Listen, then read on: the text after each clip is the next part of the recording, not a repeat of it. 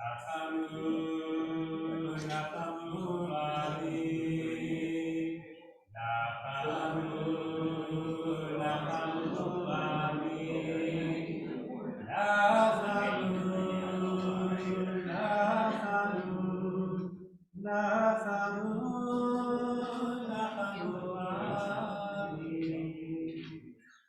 learn about the Kama, about comfort, and sing about comfort. I have to tell you, I feel no comfort right now, and I don't think any of us should feel comfortable. In fact, we should feel incredibly agitated after this past week. I read about hundreds of people gathering at Robinson's Arch at the egalitarian Kotel on Erev Tisha B'Av, and singing and holding each other. And at the main plaza of the Kotel on Erev Tisha B'Av, there were thousands of people that were gathered, and they sang songs of Jerusalem for hours and hours. And that's a very comforting image. But until this madness and this descent into absolute chaos stops, we should feel no comfort. We should only feel agitated. I said on Erev Tisha B'Av here when I did some teaching, that so many people have made that connection between Tisha B'Av and events in Israel as an example of sinat chinam, of baseless hatred for no reason. I said, in fact, there might be good reason to be, I don't know about hate, but at least to be very, very angry. And Yossi Klein Halevi, a wonderful thinker in Israel, he makes the point even more sharply. He writes, I always took for granted that the greatest threat to the well-being of the Jewish people is schism, sinat chinam, needless hatred.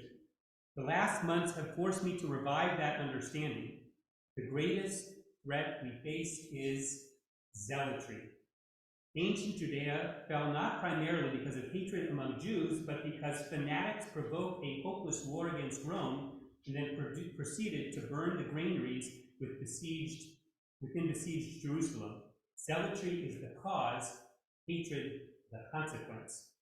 Along with zealotry, our ancient ruin was quickened by corruption, a corrupt monarchy and priesthood, and it is precisely the convergence of zealotry and corruption that defines this moment in Israel. I want to highly recommend that you read this article by Yossi Chaim Halevi after Shabbat. You can find it at timesofisrael.com. If you don't remember, just email me and I'll send you the link. It's called The Wounded Jewish Psyche and the Divided Israeli Soul. And it's incredible in how, as he always does, puts things into context and into perspective, in the perspective of modern Jewish history and ancient Jewish history. It explores what he describes a war on startup nation, the brain drain that is already starting to happen with hundreds of doctors and scientists saying we can no longer stay here to raise a family here, and the security threat that causes, the moral crisis in Orthodox Jewry he describes as not living up to values that they, and he as an Orthodox Jew, espouse, and his own personal failure, as he describes it, to have empathy for political opponents. It's an important article, a depressing article, but I'll leave you, before we turn to a prayer for our country, with his final words, which he says, but we need to avoid despair. This country is too small, too intimate, too embattled to turn our deep debates into irreconcilable schism, like the kind of fantasies circulated among some liberal Israelis of a two-state solution, the theocratic state of Judea and the liberal state of Israel. If we have returned home only to recreate the dysfunctional conditions that led to our ruin the last time we were here, then Jewish history will be the story of failure. No people is more capable of turning disaster into triumph than the Jews, and we fear no people is more capable of destroying its own achievements. The Torah, which understood our collective strengths and weaknesses, was not subtle.